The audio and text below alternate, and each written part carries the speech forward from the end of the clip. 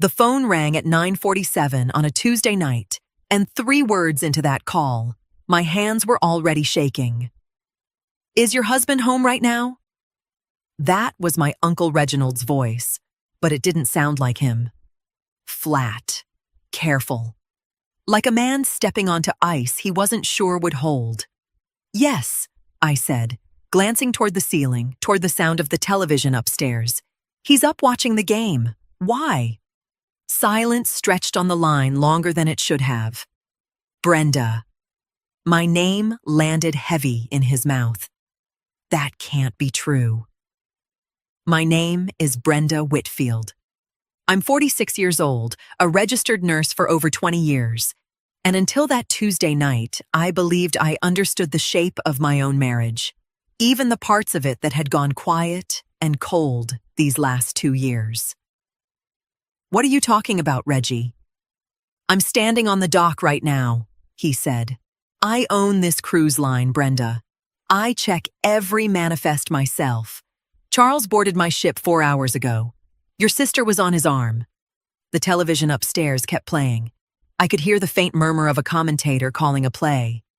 I'd carried Charles a plate just after 6, set it outside the partly closed bedroom door, the way I'd done more than once lately when he said he wanted to watch the game alone. A quiet, "Thanks," had come from inside, and I'd gone back downstairs without thinking twice about it. Since then, the television had never stopped. "That's not possible," I said, but my voice had already started to lose its footing. "I watched him walk up that ramp with my own eyes," Reginald said. I called his name. He didn't turn around fast enough before I saw Diane's hand on his back. I didn't answer right away. I was doing math in my head. The kind of math a woman does when she's adding up small things she'd ignored on purpose. The new cologne. The phone turned face down on the counter. The trip Diane mentioned 2 weeks ago, vague about dates, vaguer about company. "Are you sure it was him?" I said, not as a question, because I already wasn't asking one. I was stalling. "Brenda, I've known Charles 12 years, I'm sure." Something in my chest went from confused to furious in the space of one breath. Not loud, not yet. Just a low burn settling into my spine, the kind that doesn't shout. It waits.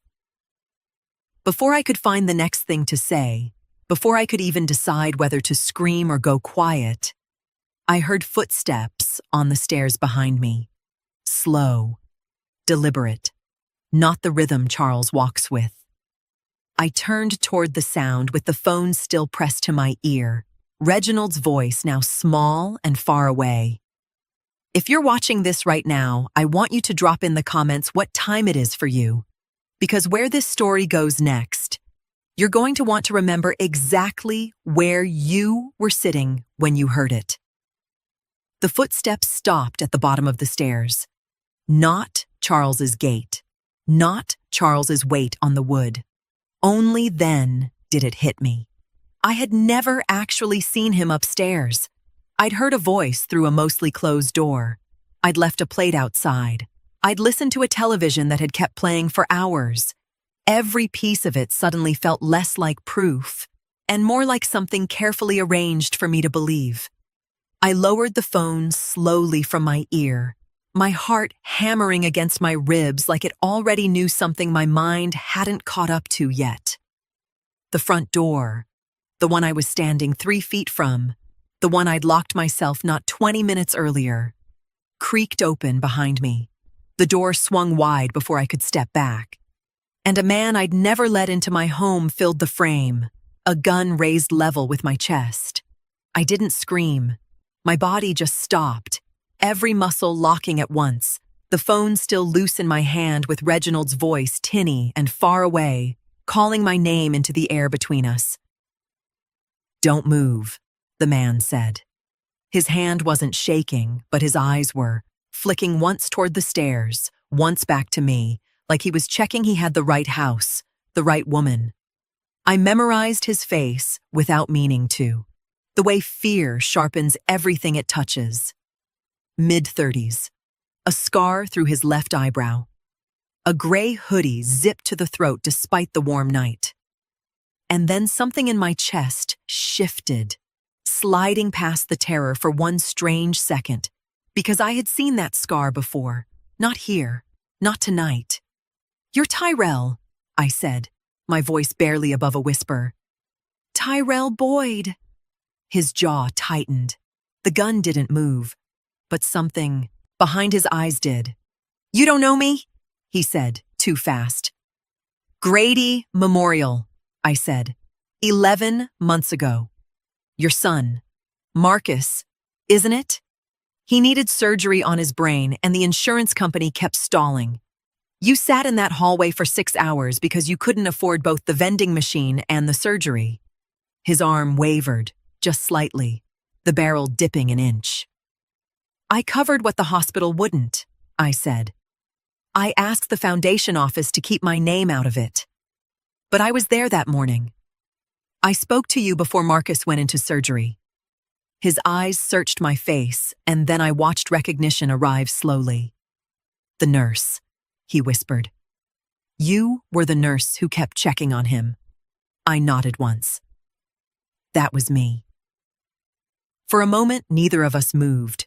Somewhere above us, the television kept playing to an empty room, a commentator's voice rising and falling over a game nobody upstairs was watching.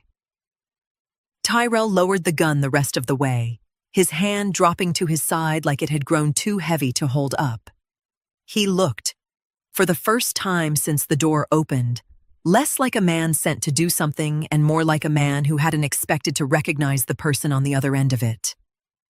"You don't understand," he said, shaking his head slowly. "You don't understand what I came here to do." "Then tell me." He looked toward the open door behind him, then back at me, his breathing uneven now, like the weight of the last 60 seconds had only just caught up to his lungs. "Your husband," he said, and stopped. "Say it." "Your husband paid me." His voice cracked on the last word. $40,000, half up front. He needed you gone before sunrise. He said you'd never see tomorrow. The phone was still in my hand. Reginald's voice had gone quiet on the other end, like he'd heard every word and didn't know how to fill the silence that followed. Tyrell stepped backward toward the porch. "I can't stay here," he said. "If Charles realizes I didn't do it, he'll come looking for me before morning. I need to disappear before he figures out what happened." He hesitated one last time, the guilt plain on his face. "I'm sorry." Then he turned and disappeared into the darkness. I looked at the empty doorway, the same doorway where a man had come to end my life and instead left me with the truth. In that instant, I understood that the marriage I had been quietly mourning for 2 years was no longer the worst thing happening inside my house. Tyrell was gone before I could ask him anything else, slipping out into the dark the same way he'd come. And I stood in my own doorway for a long minute before I remembered the phone was still pressed against my ear. "Brenda." Reginald's voice was tight, urgent. "Brenda, are you there? Talk to me." "I'm here." My voice didn't sound like mine. "He's gone. The man, he's gone." "I heard everything," Reginald said. "Every word. Don't go back inside that house tonight. Pack a bag and come to me in the morning. I'm flying back from Lauderdale tonight." I didn't sleep. I sat in my car in the driveway for 3 hours with the doors locked, watching the upstairs window where the television finally went dark sometime past midnight. And I never once let myself wonder where Charles really was, because I already knew. By 8 the next morning, I was sitting across from my uncle's kitchen table in his home on the north side of Atlanta. My hands wrapped around a cup of coffee I hadn't touched, and I told him everything. The call, the footsteps, the gun, the scar over Tyrell's eyebrow that I remembered from a hospital hallway 11 months ago. The number, $40,000, sitting in the air between us like something neither of us wanted to pick up. Reginald didn't interrupt me once. He just listened, his jaw working slightly, his eyes never leaving my face. And when I finished, he didn't ask me if I was sure or if I'd misunderstood, or if there was some other explanation that made more sense than the one sitting right in front of us. "I believe you," he said. "Every word of it." Something in my chest loosened that hadn't loosened in 2 years, not since before the silence in my marriage had started feeling normal. I hadn't realized how much I'd needed someone to simply believe me without first making me prove it. "I want to call the police," I said, though even as I said it, my voice carried more question than certainty. "And tell them what?" Reginald leaned back.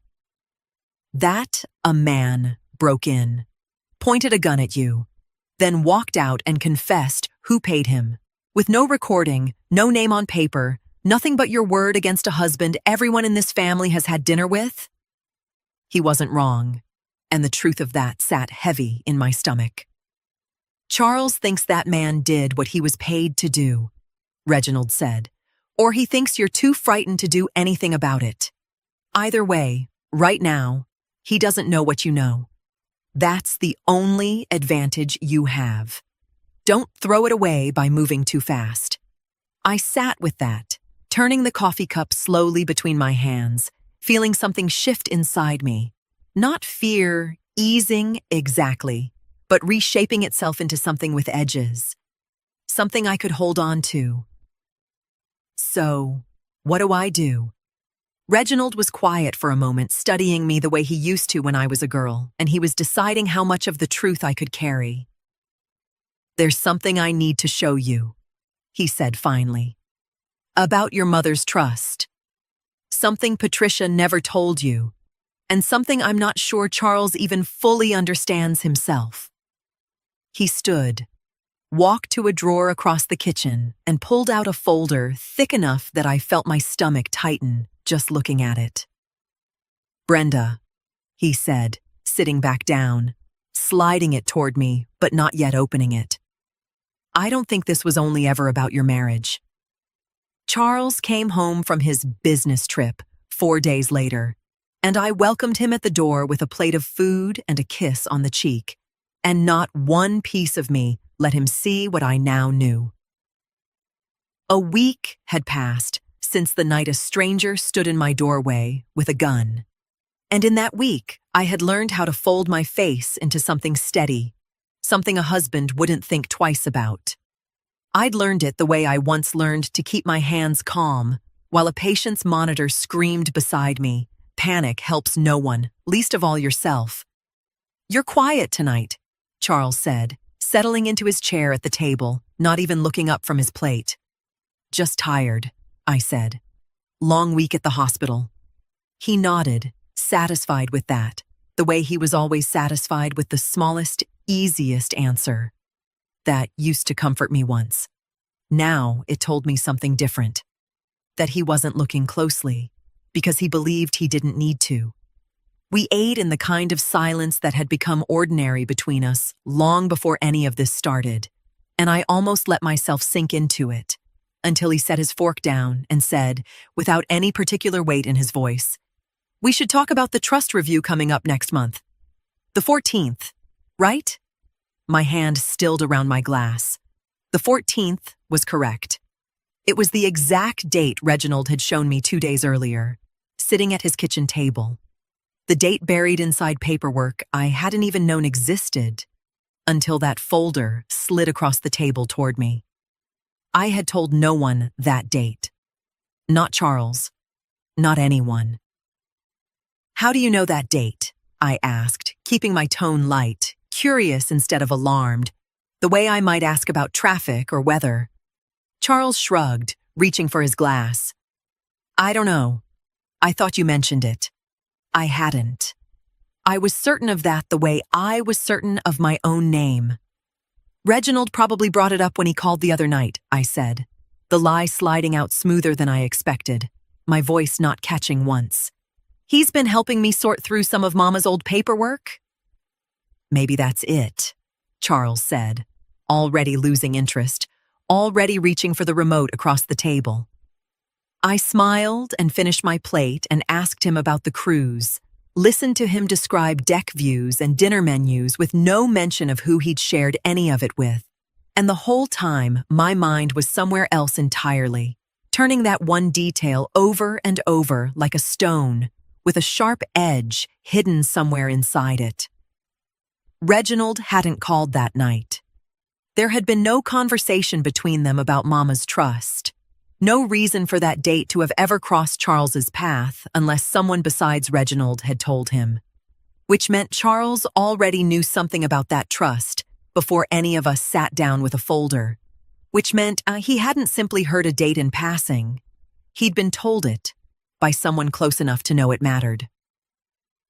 I carried our plates to the sink and stood there a moment longer than necessary, the water running over my hands, my heart steady on the outside and racing underneath.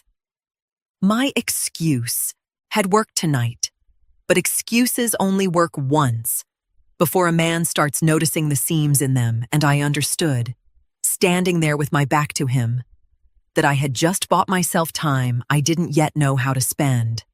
Charles left for the office Tuesday morning the same way he always did, kissing the air near my cheek instead of my skin, and I waited until his car cleared the end of the street before I let myself move. I wasn't looking for anything specific that morning. I told myself I was just straightening his side of the closet, the way I'd done 100 times before without thinking twice about it. But my hands knew better than my excuses did. I went straight to the gray blazer he rarely wore, the one he kept folded over a hanger in the back. And I checked the inside pocket the way some quiet part of me had been wanting to since the night Tyrell stood in my doorway. My fingers found paper before I found anything else. Folded twice, soft at the creases like it had sat there a while, forgotten or maybe just never expected to be found. A withdrawal slip. Charles's name on it, an account I didn't recognize, separate from anything we shared. The date stopped my breath before the number did, the day before the attack. I sat down on the edge of the bed slowly, like my legs had decided on their own that I needed to, and I made myself read the amount twice, because some part of me was hoping the first time I'd misread it. $20,000. I thought of Tyrell standing in my doorway, his voice cracking when he told me the truth. 40,000. Half up front. 20 now, 20 later. I hadn't questioned that number that night. I'd been too busy trying to survive the minute I was standing in. Now it sat in my hand on a slip of paper, dated and signed, in my husband's own handwriting. I didn't cry. I want to be honest about that, because I expected to, and I didn't. What came instead was quieter than grief, colder than anger, a kind of clarity I hadn't felt since the night this all started. Every soft excuse I had been making for 2 years of distance, 2 years of silence at the dinner table, 2 years of telling myself marriages simply change with time, fell away at once, replaced by something simpler. He hadn't just stopped loving me. He had priced what it would cost to be rid of me, and he had paid the first half without flinching. I photographed the slip with my phone, both sides, then folded it back exactly the way I'd found it and returned it to the same pocket, smoothing the blazer so it hung the way it always had. Whatever came next, Charles could not know yet that I'd found it. Reginald had been right about that much. The only advantage I had left was that my husband still believed I knew nothing. I sat on the edge of our bed for a long moment after, looking at the photograph on my phone, the number staring back at me in his own handwriting. $20,000, paid the day before a stranger walked into my home with a gun. And somewhere out there, the other $20,000 was still sitting unpaid, owed to a man who now knew exactly whose side he was no longer willing to be on. Diane called the house Thursday evening, and I almost didn't answer. But old habits between sisters die slower than anything else does. Just checking on you, she said, her voice bright in a way that didn't quite reach all the way through. How was your week? Fine, I said. How was the cruise? There was the smallest pause before she answered, barely a breath. But I'd spent 44 years learning the rhythms of my sister's voice, and I heard it anyway. It was beautiful, she said. You should have seen the water. I let her talk, asked nothing else, and told her I needed to start dinner, and she said she'd call again soon. I set the phone down and told myself, that was that. An hour later, looking for my charger in the hallway closet where Charles sometimes left his bag, I found his phone wedged in the side pocket, screen still lit, on speaker, a call still running. He must have set it down to grab something and forgotten it was even connected. I could hear Diane's voice coming through tinny and small, the two of them still talking on a line neither had bothered to hang up. I shouldn't have listened.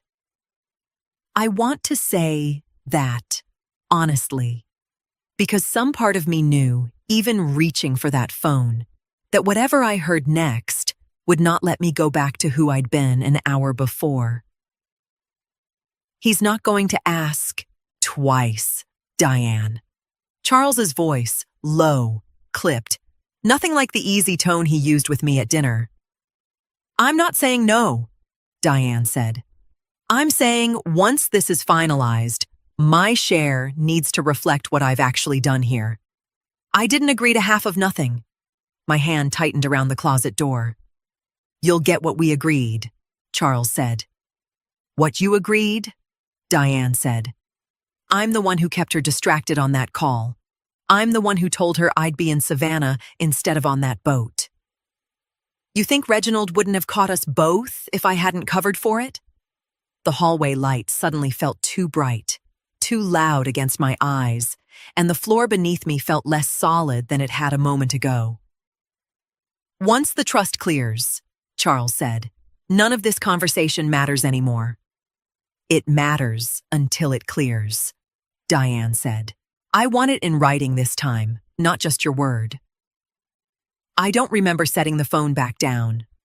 I remember my hands were cold, and my chest felt hollowed out in a way grief never quite manages, because grief usually comes with some softness underneath it, some memory of what you're losing. This had none of that. This was simply the floor of my life giving way beneath a second person I had trusted, without ever once questioning her. Diane hadn't lied to protect Charles out of loyalty to a brother-in-law she liked well enough. She had built a cover story. She had timed a phone call to keep me distracted while Charles boarded that ship. She had negotiated her price the same way a contractor negotiates a job, calm and exact, asking for terms in writing. My sister wasn't covering for my husband. My sister had been standing beside him the entire time, waiting for her share of whatever was supposed to be left of me. I didn't sleep beside Charles that Thursday night. I told him my back was acting up and took the guest room, and he didn't ask twice, which told me more about where we'd already drifted than any phone call ever could.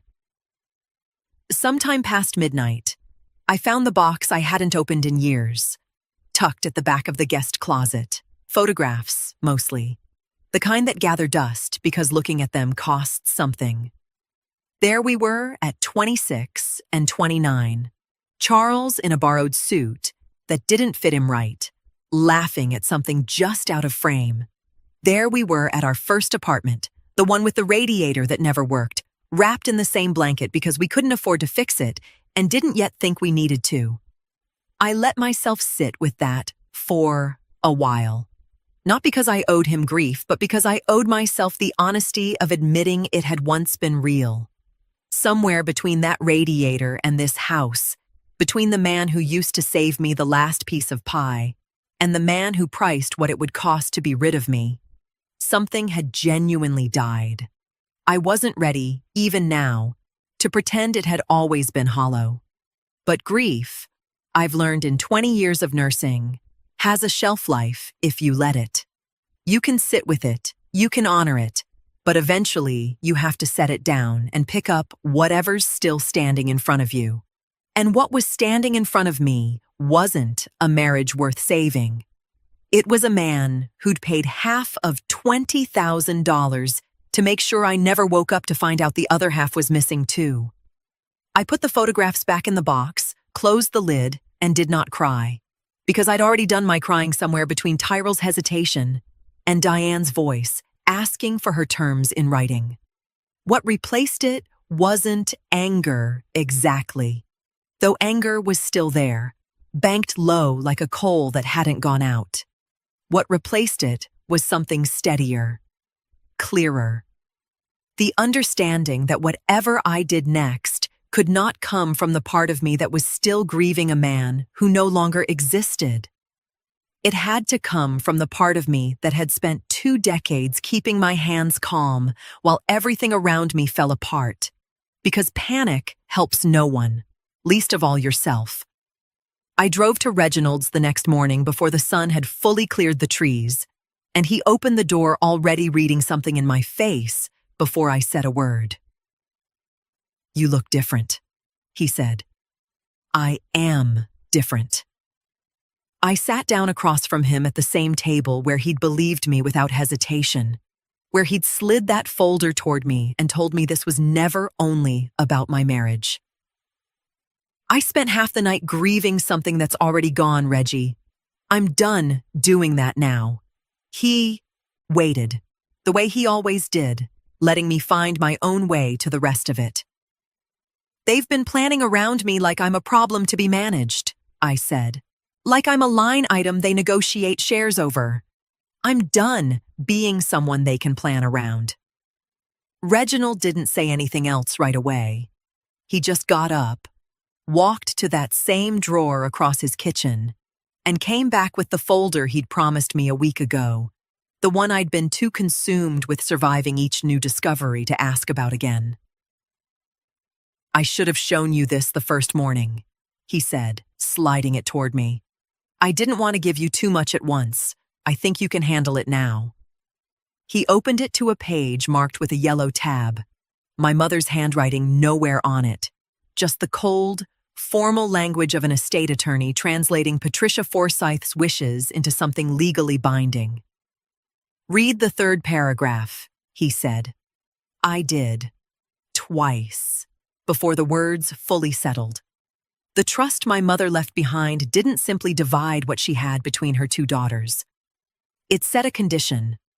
My full share wouldn't be distributed until the trust matured 3 years after her passing, now barely a month away. If I divorced before that date, my share would be reduced by more than half, with that portion redistributed under the trust to Diane. "She never told me this," I said, my voice thinner than I meant it to be. "She never told either of you," Reginald said. "The attorney advised her not to. She believed knowing the condition ahead of time might tempt one of you to make decisions based on the money instead of the marriage. The full trust wasn't meant to be distributed until it matured. She built a trap to keep me married. She thought she was building a safeguard against an impulsive divorce," Reginald said carefully. "I don't think she ever imagined someone would see that clause as a reason to keep you married until the date. Or worse, to make sure you never reached the point of choosing for yourself." I sat with that, the full shape of it settling slow and heavy across my chest. Charles had needed me married, not happy, not even present in any real way, just legally married until that date passed. Once my inheritance was distributed, he believed we'd divide our assets in the settlement we'd already discussed, and he'd quietly benefit from money he never would have received if the trust had reduced my share first. He hadn't needed the trust to name him. He only needed our marriage to survive long enough for the money to reach me.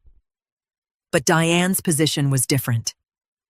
"If I divorce," I said slowly, working it through out loud, "my share is reduced, and Diane receives the difference. But if I disappear before the trust matures, then there is no divorce to trigger that reduction." Reginald finished. Your full beneficial share remains intact. And under the trust's succession provisions, if you die before distribution with no surviving parent, your interest passes to your named contingent beneficiary, Diane. He nodded once. The room felt smaller than it had a moment ago. She doesn't just benefit from this, I said. She benefits more than he does. Reginald watched my face the way he had since I'd walked in that morning, already changed. Brenda, he said quietly, I think your sister has more to gain from your death than your husband ever did.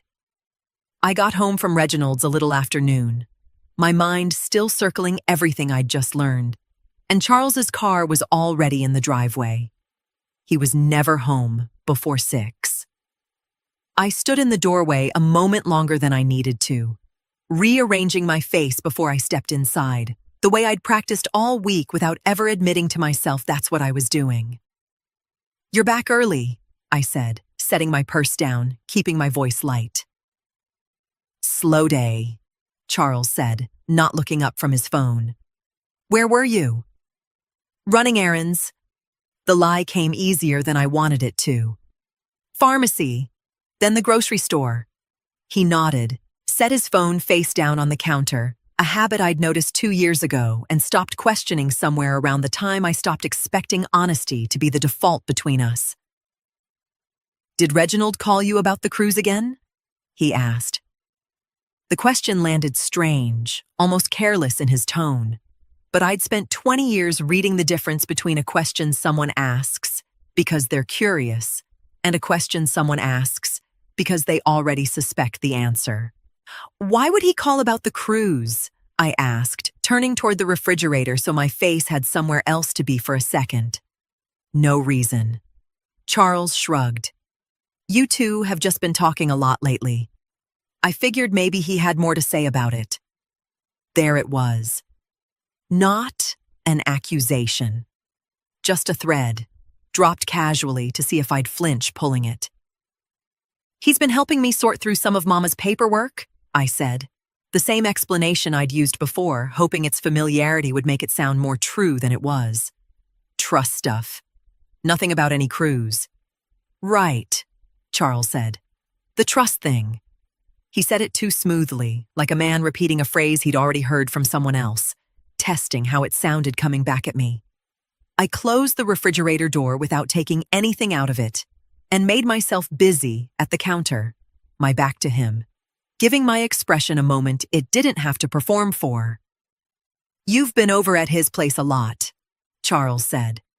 That's all I'm saying. He's my uncle, Charles. He's not exactly a stranger. I didn't say he was.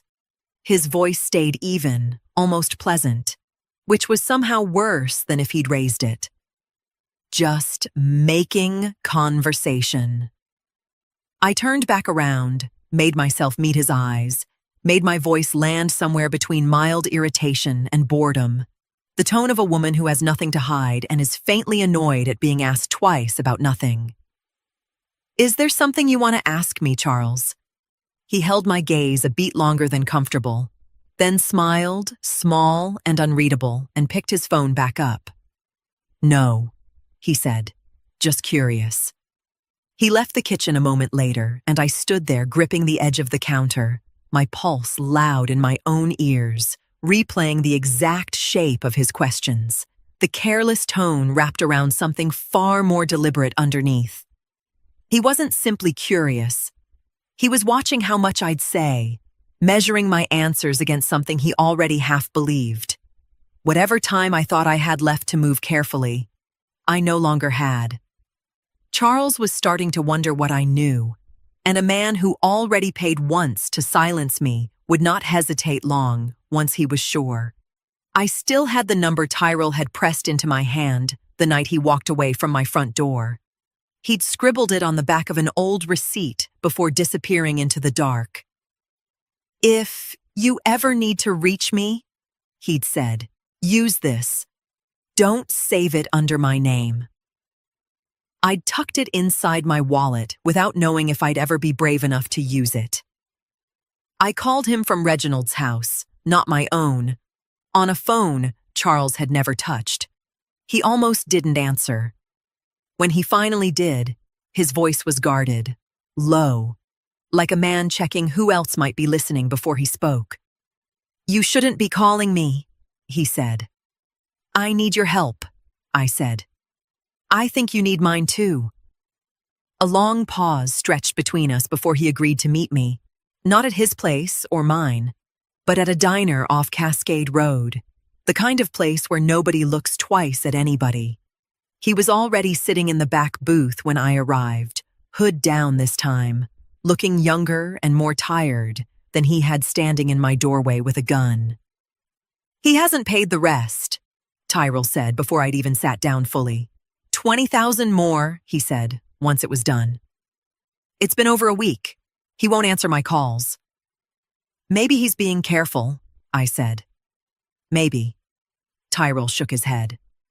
"Or maybe a man who hires somebody to make a problem disappear doesn't want a loose end walking around expecting payment for a job that didn't finish. I've seen that movie before. I'm not trying to star in it."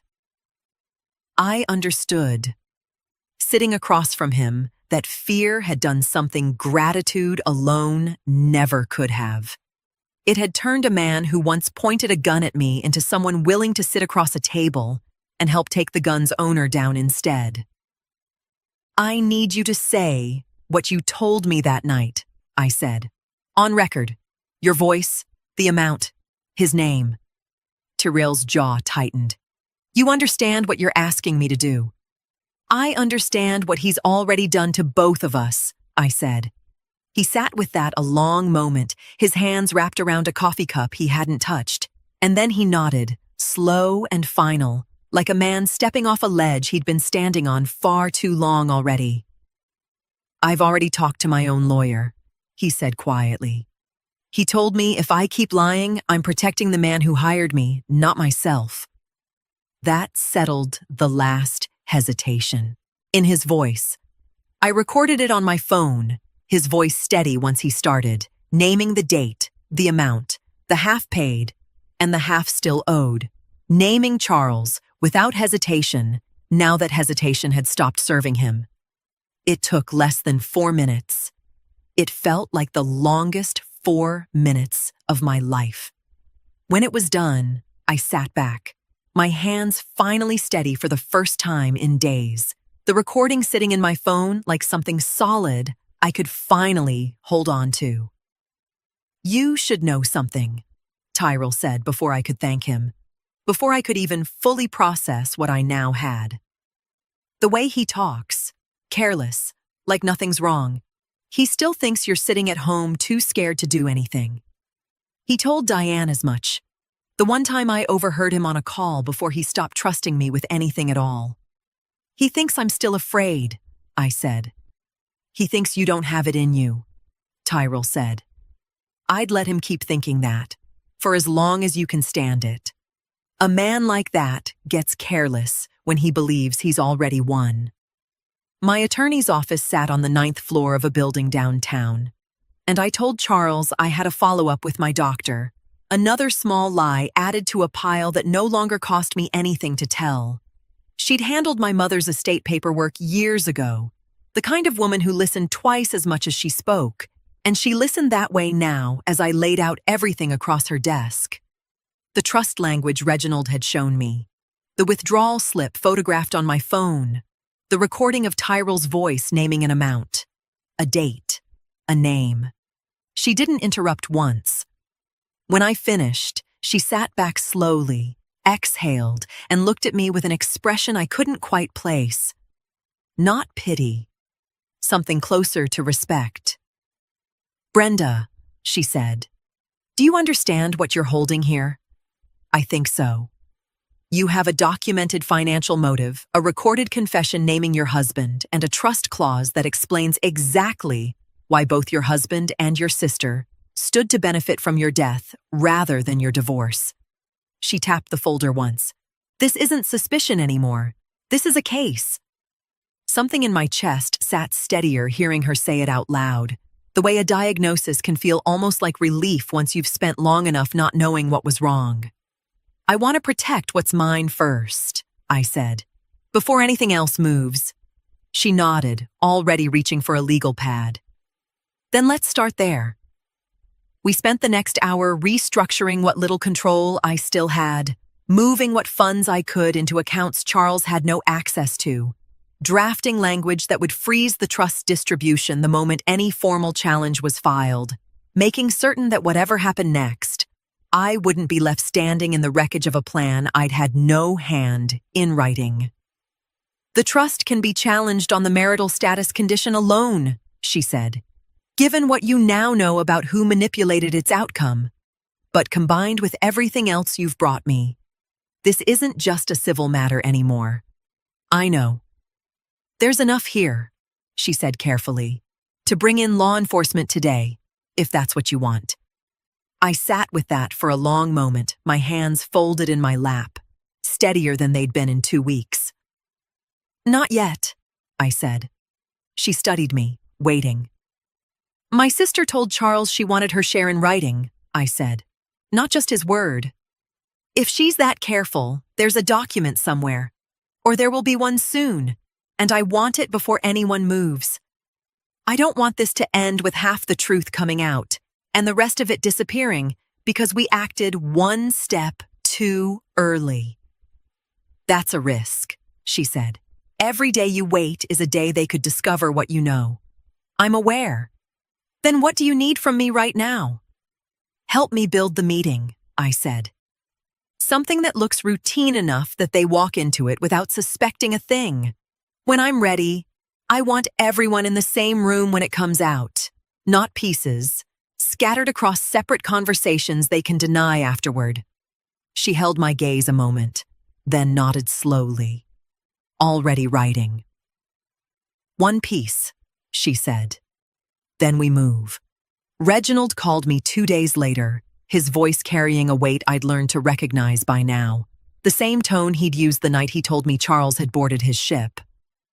I need you to come over, he said. Now, if you can. I drove to his house with my stomach already braced for something, though I couldn't have said exactly what. He met me at the door with a single sheet of paper in his hand, holding it the way you might hold something you didn't want to touch longer than necessary. My ships have a small business center on every deck, he said as I stepped inside. Guests use the printers for boarding documents, contracts, travel papers, whatever they need. After every sailing, my staff clears the printer queue, empties the trays, and collects anything guests leave behind before it's destroyed. He looked down at the paper. One of my supervisors recognized Charles's name on this and brought it straight to me instead of shredding it with the rest. He handed it to me, and I read it standing in his doorway, my eyes moving faster than my mind could keep up with. It was an agreement, informal, handwritten, but unmistakable.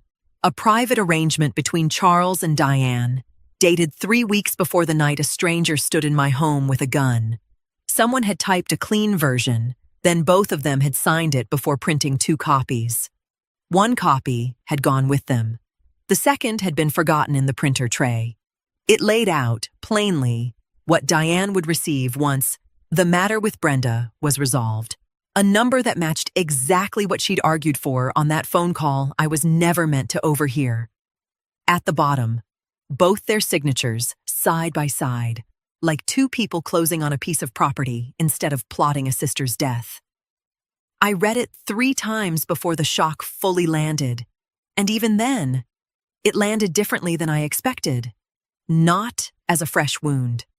As a confirmation of something I'd already grieved the night I overheard her voice through Charles's forgotten phone call.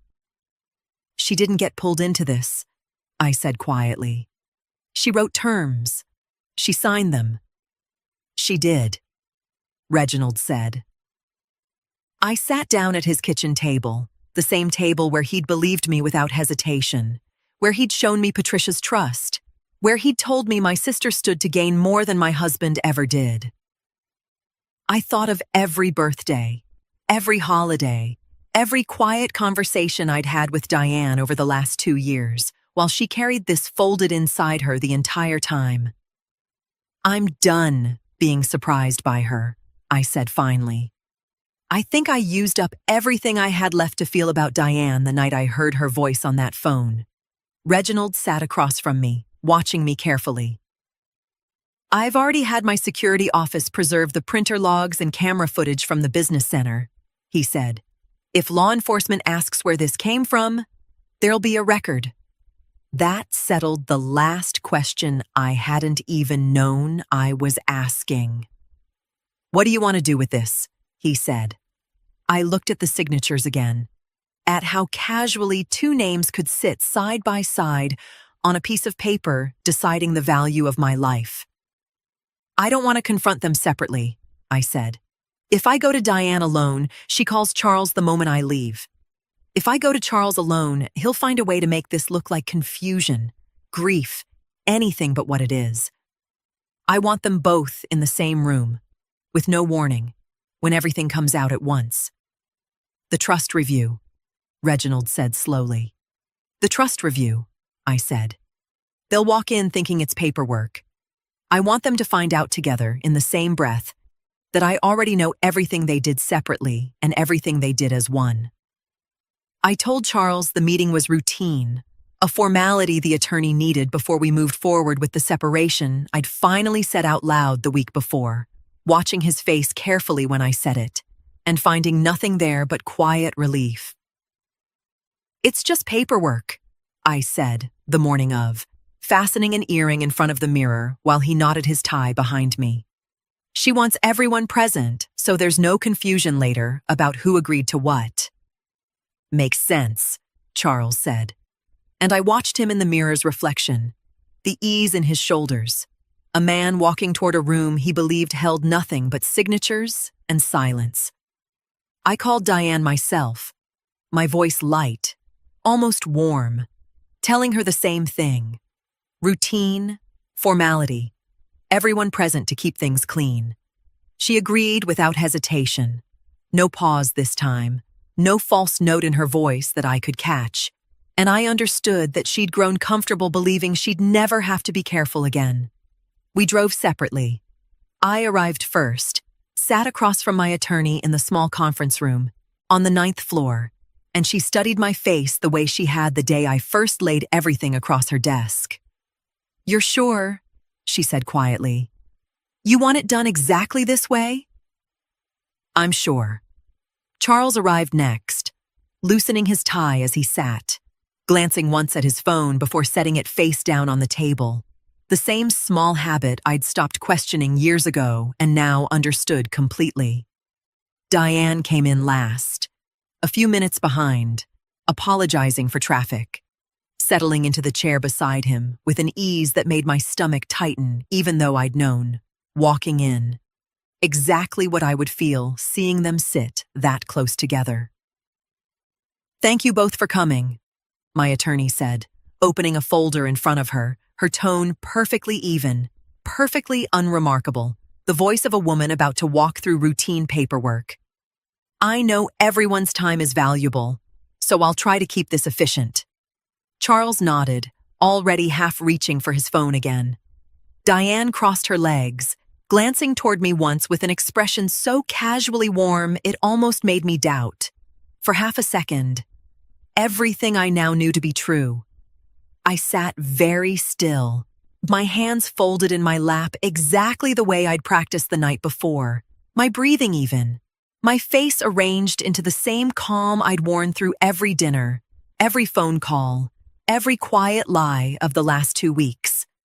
Inside, my heart was moving fast enough that I could feel it in my throat, but nothing on the outside of me showed it. My attorney closed the folder she'd just opened, set both hands flat on the table, and looked between the three of us slowly, deliberately, the way a surgeon looks at a chart one final time before the first incision.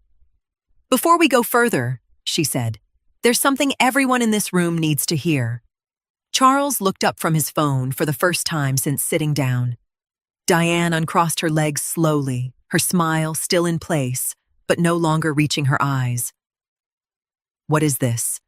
Charles asked, his voice carrying the first thin edge of unease. My attorney didn't answer him directly. She looked at me instead, a small nod, the same nod she'd given me the day before when we'd rehearsed exactly how this moment would unfold. "3 weeks ago," I said, my voice steadier than I expected it to be, "a man walked into my home with a gun while you were on a cruise with my sister." Diane's face went still. Charles set his phone down slowly, like the weight of it had suddenly changed. "He recognized me," I continued. "I'd paid for his son's surgery a year ago, and he couldn't go through with it. He told me everything before he left, including who paid him and how much." "Brenda, I don't know what—" "Don't," I said, and something in my voice made him stop. I placed my phone on the table, screen up, and pressed play. Tyrell's voice filled the small room, steady and clear, naming the date, the amount, Charles's name, the half paid up front and the half still owed. Charles's face drained of color in real time, watching his own crime narrated back to him by the man he'd hired to commit it. "That's not," he started. I slid the photograph of the withdrawal slip across the table next, his handwriting plain and undeniable, the date sitting beside the recording like two pieces of the same lock finally turning together. 20,000 from an account I wasn't supposed to know existed, I said, dated the day before he came to my door. Diane's hand had gone very still in her lap. She wasn't looking at Charles anymore. She was looking at me, something calculating already moving behind her eyes, searching for an exit that didn't exist. "And this," I said, sliding the last paper across the table, "is the signed agreement the printer on my uncle's ship left behind, along with printer logs showing exactly where it came from. This is the part I think hurt the most. Not the money. Not even the man with the gun. This." Diane's signature sat beside Charles's, plain and unmistakable, the terms of her own sister's death negotiated in black ink beneath Charles's own signature. "You wrote terms, Diane," I said, my voice finally breaking just slightly, the only crack I allowed myself in the entire meeting. "You wanted it in writing. You got it." Charles looked between the 3 documents on the table, his composure cracking apart piece by piece, the easy confidence I'd watched him carry into this room 20 minutes earlier completely gone. "You set this up," he said, slowly, understanding arriving far too late to do him any good. "The separation, the paperwork. This was never about that." "No," I said quietly. "It never was." My attorney closed her folder and looked at both of them with an expression that offered nothing. No anger, no satisfaction, simply the calm finality of a woman who had already contacted law enforcement before this meeting began and arranged for detectives to respond once the evidence had been presented. Charles's eyes moved toward the door, then back to me, and for the first time in 2 years of marriage, I watched real fear settle into his face instead of mine. The detective came up after my attorney finished speaking, not to arrest anyone on the spot, but to identify himself and ask Charles and Diane to remain where they were while officers secured the evidence we'd just laid out on the conference table. By the end of that afternoon, formal statements had been taken from everyone in the room, including me, my attorney, and Reginald. Tyrell's recorded statement, the withdrawal slip, the signed agreement, and the printer records from Reginald's cruise line all became part of the investigation. Charles didn't say anything to me as detectives escorted him and Diane out separately for questioning. Diane tried once, my name catching in her throat before my attorney's hand on my shoulder steered me gently the other direction. And I let myself be steered, because I'd already heard everything I needed to hear from my sister. The weeks that followed moved slower than the 2 that came before them, the way recovery always does after the adrenaline of a fight finally has somewhere to land. Search warrants were executed, Bank records were subpoenaed. Tyrell gave a formal statement with his attorney present, repeating everything he'd already told me. When the investigation was complete, Charles was charged with conspiracy and criminal solicitation. Diane was charged alongside him, the agreement she'd signed, the recorded conversations, and the financial evidence doing far more damage than anything I could have said in a courtroom. The trust went before a judge within the month. My attorney argued what we'd already built a case for, that the marital status condition my mother had written with good intentions had been manipulated by the very people it was meant to protect against. The judge agreed. The contingency clause was struck. What remained of Patricia's trust came to me whole, unconditioned, no longer tethered to a marriage that had stopped being a marriage long before any of this began. I didn't celebrate when the ruling came down.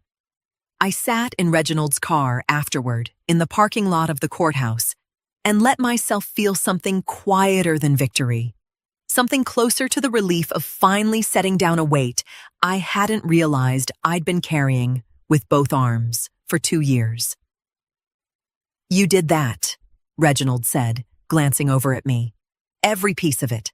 I just opened a drawer." "You believed me first," I said, "before I had a single piece of proof. That mattered more than you know."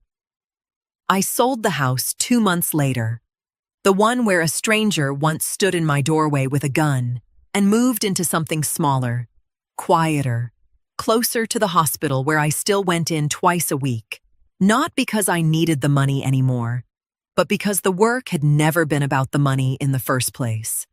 Tyrell's son is doing well. I check in sometimes, not out of guilt, but because some debts aren't the kind you settle once and walk away from. He's applying to college next fall. His father received consideration for cooperating early and truthfully, something the prosecutor said weighed heavily in resolving his own case. In the end, what he gave me mattered more to the outcome than what he'd almost taken. I think about my mother sometimes, about the trust she built out of love and fear in equal measure, never imagining the shape that fear might eventually take in someone else's hands. I don't think she'd recognize what her good intentions became. I'd like to believe she'd recognize what I made of it instead. I'm 46 years old, and for the first time in longer than I can clearly remember, nobody is planning anything around me. I'm the one doing the planning now.